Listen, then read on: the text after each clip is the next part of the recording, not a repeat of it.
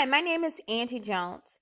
I'm a senior developer advocate at Applitools and the director of Test Automation University, a free online platform with courses on all things test automation taught by industry experts. You can find me on Twitter at TechGirl1908 or visit me at angiejones.tech, where I blog about test automation strategies and techniques. Today's talk is What's That Smell? Tidying up our test code. Meet Jake. Jake writes bad code. But you see, I don't blame Jake at all. Jake is a junior automation engineer and doesn't have much experience building test automation frameworks. Yet he's been tasked with starting one at his company. Jake sincerely wants to do a good job, so he consulted a few online tutorials that demonstrated how to get started with UI automation. And Jake, he did a pretty good job following along, and he even managed to set up his test code in a similar way to the tutorials, and the code worked. However, those tutorials failed Jake. For brevity's sake, they tossed all the demo code into one big lump, and on the bright side, this removed the complexity, and it helped Jake follow along when he was just beginning. However, it got him into a pretty bad situation where extending the automation code beyond one scenario is proven to be very messy. Perhaps you are in a situation just like Jake's, where you hear the thought leaders preach about what you should or shouldn't be doing, but the tutorials that you've seen show you something totally different. So you're confused. Or perhaps you've come onto a team where there is a Jake who started the automation framework and you now need to clean it up. Or hey, maybe you have a pretty clean automation framework and you're planning to hire some new people, some automation engineers to help you scale your efforts, and you like to be able to do code reviews and sniff out the smells. Whatever the case may be, today I'll be discussing a number of code smells that I often see in test automation frameworks, and we'll discuss why they are considered smells, and I'll demonstrate how to clean them up by refactoring. So what is a code smell? Well, it's not necessarily a bug, and technically it's not wrong. It still works, but the way that it was implemented makes it difficult to maintain and to extend. So let's look at an application under test that we'll be testing today. This is a single-page application containing some test data, which is 8 of my favorite books on testing. So we can filter these books by title or by author. So for example, if I put in Lisa, we see the book that Lisa has authored. If I put in the word test, we see the books that have test in its title. Now let's look at Jake's code. So here, Jake has 2 tests so far that we'll look at. So Jake is setting up his Chrome browser to be able to use. He launches the application here, and then he determines, okay, this is what I'll search for. So he goes ahead and does the search, first clearing the bar out, right, to make sure that it's empty. And then it takes a little delay from the clear. Let me show you. So if we were to clear this out, notice this slight delay. And same thing, slight delay. So Jake adds a little delay here, namely a sleep. And then he puts in the title into the search bar. He waits again for that to complete. And then he looks to see if that book is visible.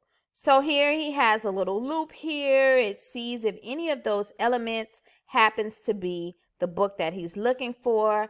If so, then he passes the test. And if not, the test fails. And then he closes the browser. Okay, let's look at the next one. So we see here we set up the Chrome browser, we launch our application, we determine that the book that we want to look for is Agile Testing.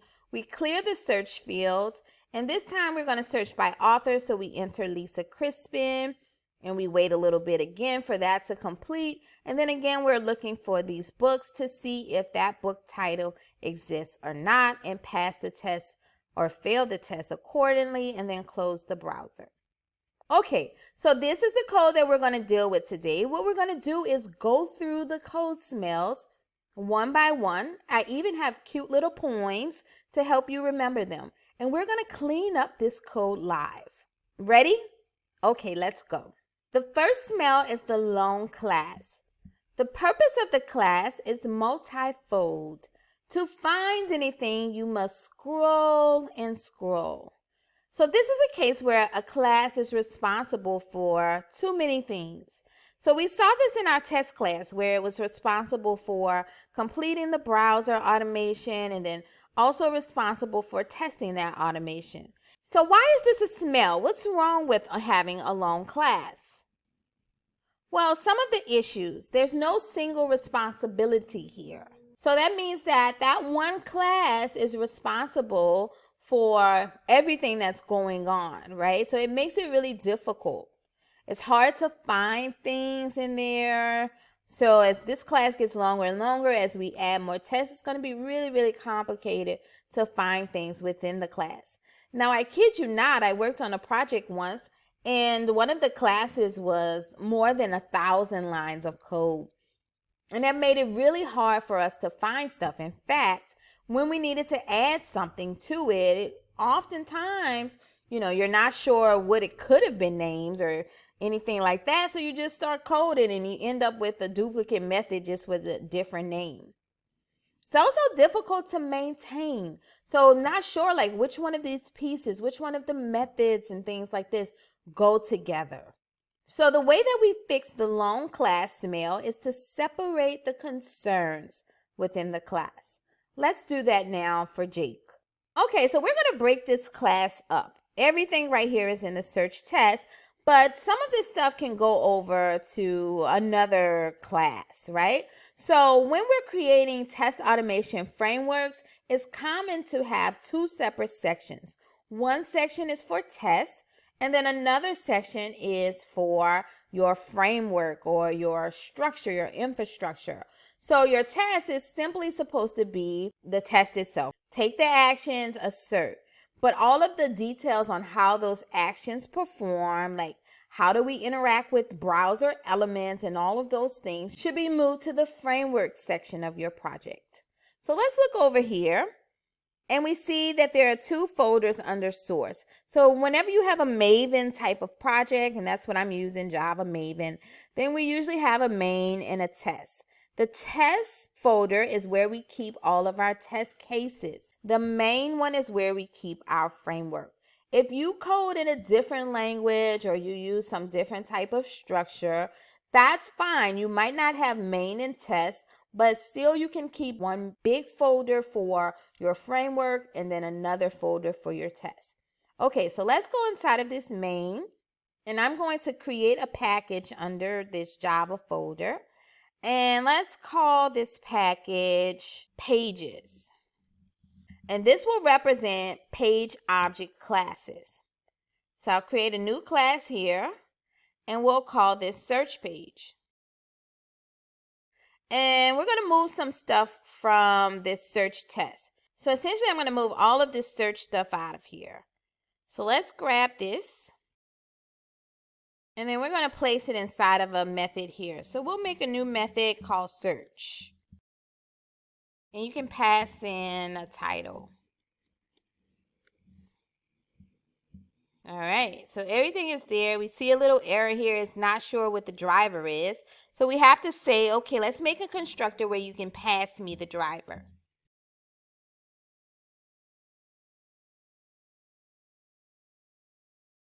All right, so we've moved everything out. Now we just need to call this method from within our test. So let's do that now.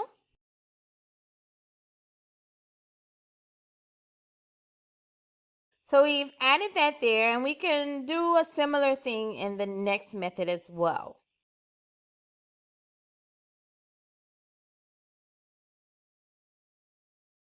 Except here we wanted to search for Lisa Crispin. Okay, now in doing all of our code smell cleanup, a little heads up. So we're not going to clean all of the smells at one single time. We're going to do them one by one, okay? So if you're anything like me, you're going to be on the edge of your seats and you may see other smells that you think we should clean up. I promise you we'll get to them by the time we finish, but we're going to take our time here and we're going to do them one by one, because if we try to do too many things at the same time, then we might get ourselves confused or mess things up, okay? So again, the smell that we were cleaning up was the long class, and now this class is not so long. We've broken it up. So good job, and let's see what else we can clean up. The next smell is the long method. This guy does it all, but it makes it hard to know when to call. So why is it an issue to have a long method? Well, again, there's no single responsibility. Usually when the method is too long, it means that it's doing too many things. So methods should focus on a single thing, a single task, right? It's also sometimes confusing for callers. So I may want to call a method because I wanted to do one thing. However, that method might do 3 or 4 things that I don't necessarily need. Maybe I need 2 of the 3 things, right? So that makes it really complicated. Not only that, sometimes methods, especially ones that are doing too much, have to take multiple parameters, right? Because they're trying to handle all of these different cases. And so that's really confusing as well. I don't know what to pass in, for example. Some of the things are optional, some are not. So that makes it really confusing. It's also pretty difficult to read and to understand because there's too much going on. So how do we clean up? Well, first of all, we have a problem. Our second test, remember, we put Lisa Crispin in there for the search, but we're not going to be able to utilize the search method that we have. How come? Let's look. So in this second method here, notice this title. It's grayed out because it's not been used, right? So we're searching for Lisa Crispin. When we come inside of here, we see that whatever was given to us as the title, that is definitely what we send in, but that's also what we end up looking for here. So we're seeing, like, does that title exist? So when I pass in Lisa Crispin, that will get typed in, but then it'll try to ask, is the book title equal to Lisa Crispin, which is not what we want. Again, you see how this can start getting confusing when these methods are too long. So how do we solve this? Well, we split the methods. That's the solution to the long method smell. So let's split up that search method that we have. Let's see what's going on in here. So we're clearing the search field already. That's one task. So let's break this out into its own task. So we'll just call this one clear. All right. And from the search, we do want to clear before we actually do anything, but let's just make a call to it as opposed to having it in here. All right. And then let's see what else we have. So we're searching for the book, so we can keep that. That seems like something that belongs in search. And then this stuff about looking for the book, that's definitely shouldn't be in search. So let's break that out into its own method as well.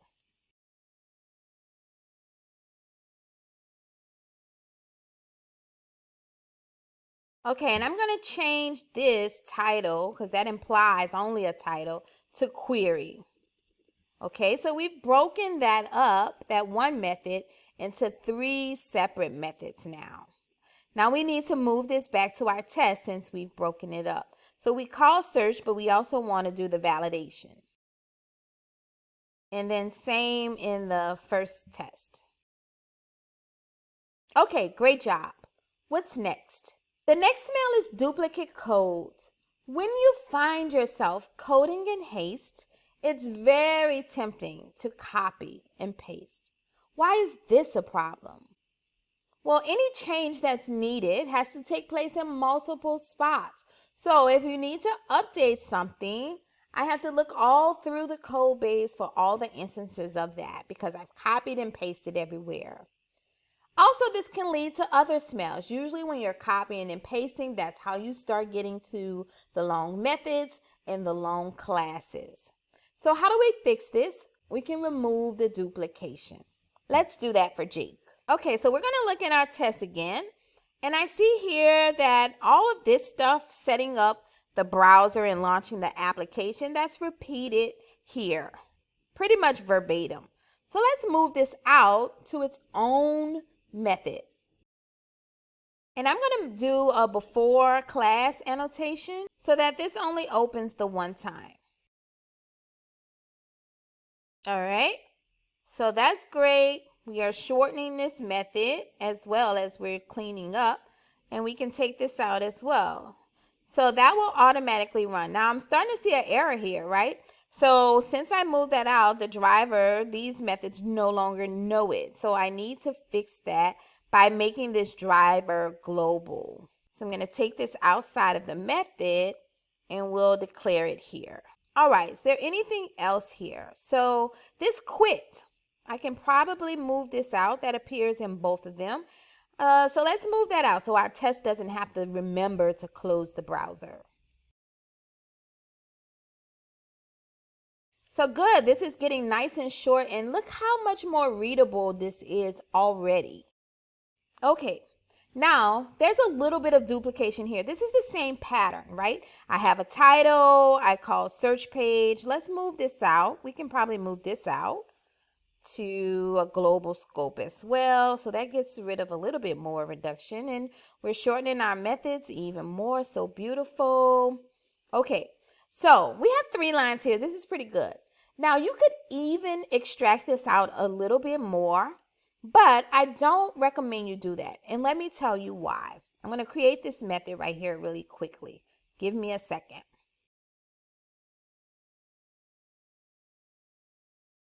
Okay, so if I made this method and I say search for the query and then make sure the title is visible, then ideally, I'm going to comment this out. I can do something like this. We'll keep this title and then we can do something like test search and then we can say title, right? And then let's just delete this. So we could do something like this, and then we would do the same thing for this one. I'm going to just close it for now, but imagine that this is about the same thing except you're passing in different arguments, right? And so now I have this down to 2. And while that might feel like, oh, wow, I've really shortened this method is not that readable anymore. So all I know, let's say that this test fails and I come in here and it says Java for testers and it says test search. Java for testers, Java for testers. I have no idea what this means by just looking at this. Like if I come back in here, let's say 6 months from now, when this test fails, then this is confusing for me. And I have to go to another method to figure out what's going on there, right? So that's not good. You don't want to have to do that and go to separate places just to figure out what's going on. Instead, let's just keep this as it was. This is very easy to read now. This is my title. I want to search for it. I want to make sure that it's visible, right? And so there's a little bit there. So the mnemonic is dry, D-R-Y, meaning don't repeat yourself. And a lot of times people will preach this. But now people are starting to realize, you know what? It's okay for it to be a little bit wet, meaning it's okay to do a little bit of repeating if it makes for better readability. Okay? All right, great. Let's see if there's anything in this search page that's duplicated that we can maybe factor out as well. This sleep in the clear in the search, both of these are kind of duplicates. Well, exactly duplicates, but we're going to handle that with another smell. So let's not worry about that right now. Let's see. Oh, yes. Let's look at these handles. So this by handle, I'm repeating this in the clear, and I'm also repeating it in the search. This is a problem because if this locator changes, let's say it got changed to filter bar, right? So if this is like 6 months from now, I come back in here and I say, oh, let me update this, right? Not realizing that, oops, it also exists here. I didn't even realize that, right? So now I might miss it, and now my tests are failing. And so I have to search through everywhere and figure out all the places I have to change it. This is painful and problematic. So a better approach would be to define this variable at a global level, and then we can reuse that. Let's do that right now. And we'll do the same right here. Now we're reusing the variable. However, if this ever changes, all I have to do is change it in that one spot. I don't have to look all over my framework code. Okay, very good. Let's see what else we have to clean up. The flaky locator strategy. At this moment, your locators work fine, but can they stand the test of time? So flaky locators, let's see. What could possibly be wrong with locators? So if you use something like Chrome DevTools to inspect an element and you ask Chrome to give you the XPath for that element and you paste that XPath within your test code, the problem with this is that the locator that they give you is meant for that moment in time. It's not necessarily the best locator ever. Chrome has no idea that you were going to take this locator, paste it into a script, and attempt to use it until the end of time, right? They were giving you a one-off. So usually when you do that, it's not the best. Also, it can become pretty unreliable, right? So usually what they're giving you is this complete DOM path. And so if anything gets moved around in the app or new elements are added or removed, that can really throw this off. So it becomes fragile and unreliable. This smell is one of the main causes of tests that break the build, right? They're very flaky tests because of the locators. So it's really important to get this right.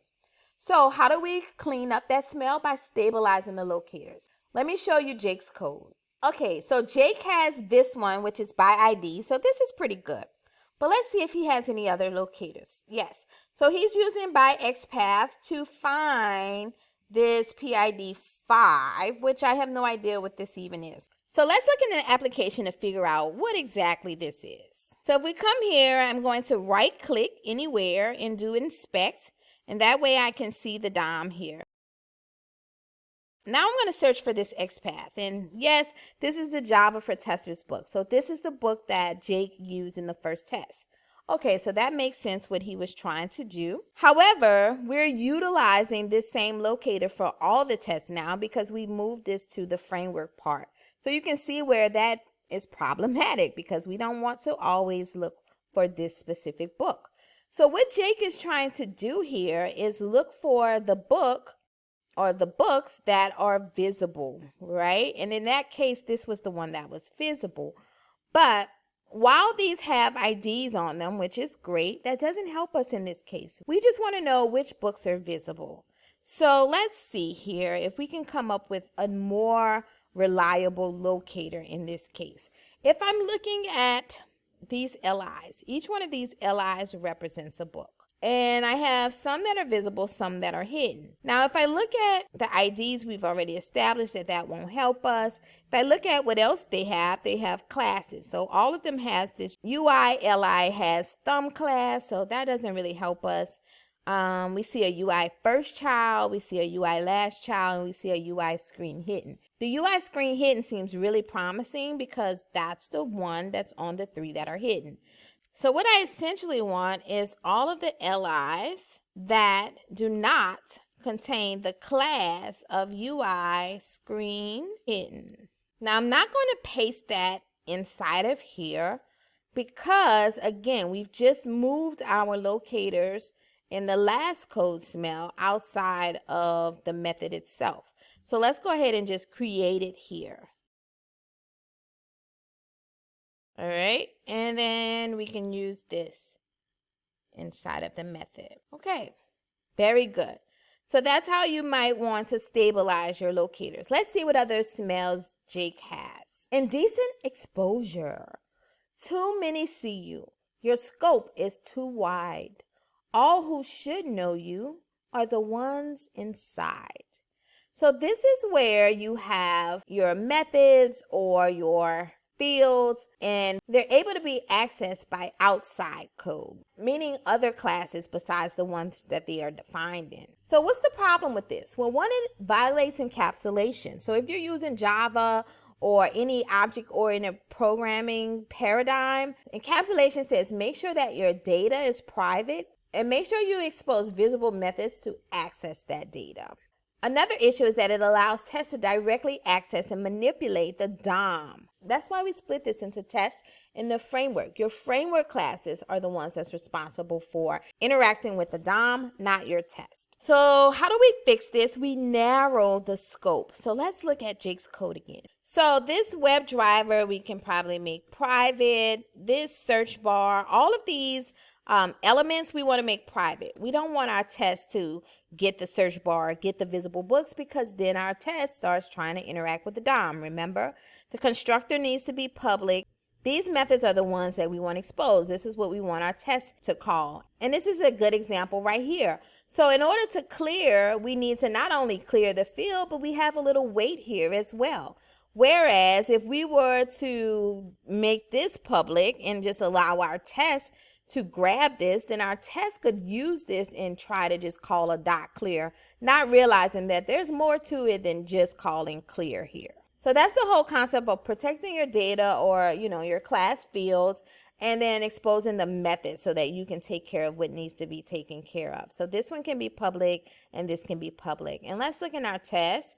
Same thing, public, public, public, public, and we'll just make these private here.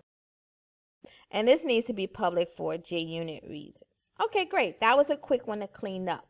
Now let's see what else Jake needs to clean. The speed of machine is faster than man, so you slow it down any way you can, and usually that's with the sleep. So why is sleep a problem? Well, for one, it slows down your runtime. And different environments may require different wait times. So everything is okay when you're running on your local machine. However, when you put this in a build and you run it against like slower machines or faster machines, that's when you start seeing issues. And this is another leading cause of flaky tests.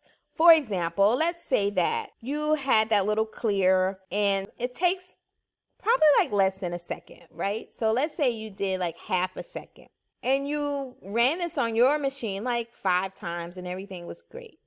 You run it on the build machine, which may be like a tad slower. So with that, it takes, let's say 0.8 of a second. Well, you set the sleep to half a second, which means that it wasn't enough time and it's going to fail. So you go back to your code, you increase it, you say, oh, well, let me put 1 second and that shall handle it. Well, if it ever takes 1.1 seconds, then now you've broken the build again. And so you update that to 2 seconds or 5 seconds or something obnoxious, right? In doing that, let's say you run on a faster machine where it doesn't quite take 5 seconds. Well, it takes like a half a second. So that's 4.5 seconds you're wasting.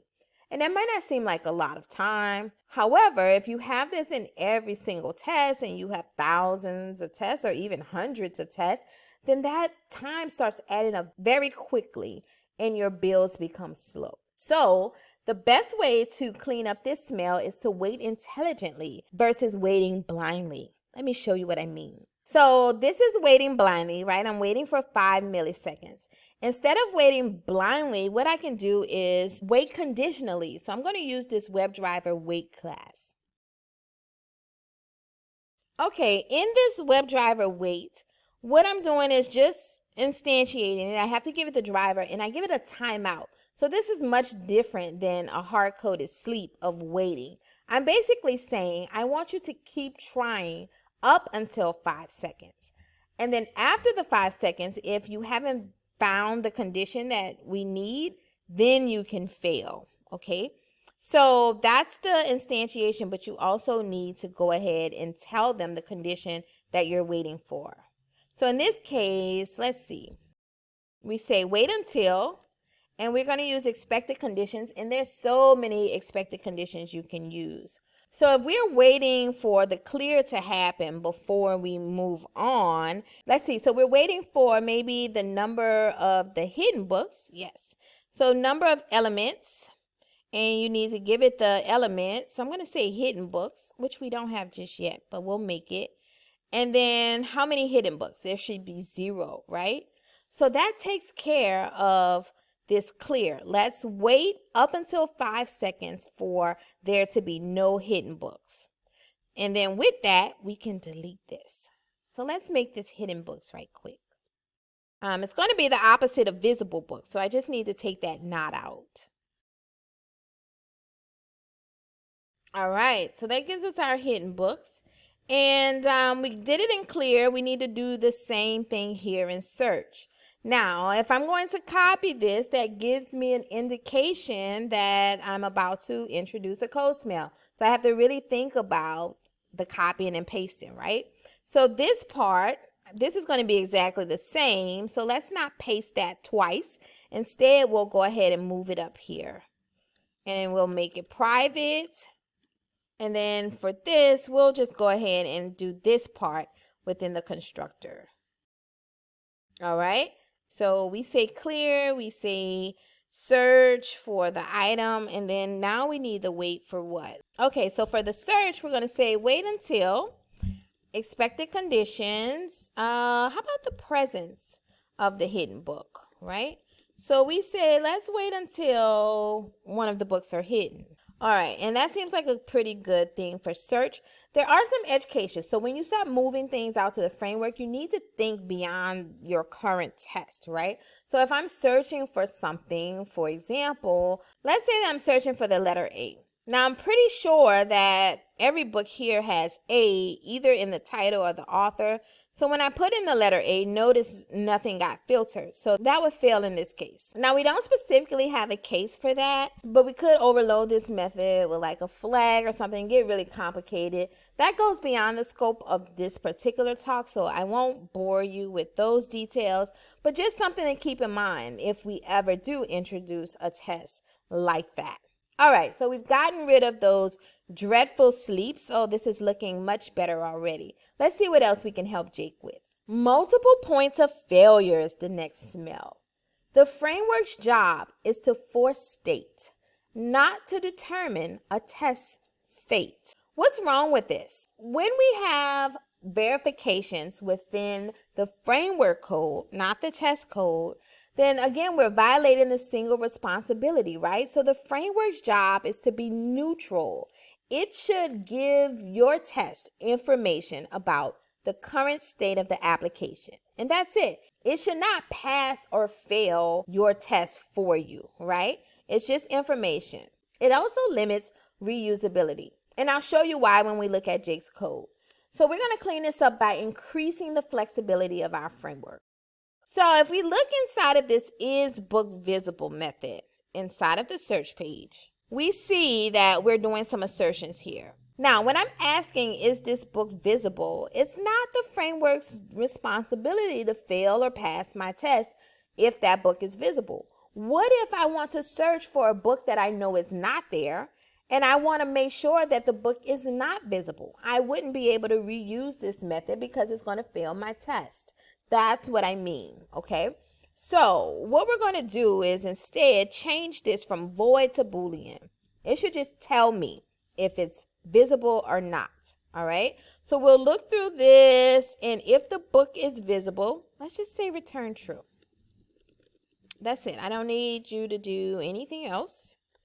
Otherwise, if we loop through all of the books and none of them are there, let's say return false. And that means we no longer need this. So now this is shorter, this is great, and it's very neutral. It's just yep or no, I found the book, right? So that also means we need to update our test. So we can't just call this, assuming that it's going to fail our test for us. We need to add the assertion ourselves. All right, so let's use assert true, and then we can pass this in. And we'll give it a little message. That's always helpful, right? And let's do the same thing for the next test. Okay, great. My dears, that was the last smell. So look at these tests. They are so beautiful. Remember what they look like at first? Now, 3 lines. This is gorgeous. I can read this. It's very clear what's going on. It's very clear what I'm asserting on. This little piece here. So it's in this one class because this is frankly the only test class that we have. However, if we were to add another test class, we would still need to do this part in that new test class. We would have to launch the app and close the app and everything. If I added a new test class, I would move these methods into a third class. That third class would be a super class that all of my test class inherit from, or also known as a base class. Right now, to do that would be a little bit much. It would be over engineering this because I don't need that much abstraction right now, okay? But that is something to keep in mind as the framework becomes larger. But other than that, this looks great. And let's look at our search page one again. So we have our driver in our way. We have our locators that are outside of the methods. We have our clear. Wow, look how good this looks now. We find it. We wait for what we need. So we're being responsible citizens. Here we're clearing, then searching, then waiting. Beautiful. And this is visible. Also much shorter than it was before. So this looks great. I'm really happy for Jake with this. Okay.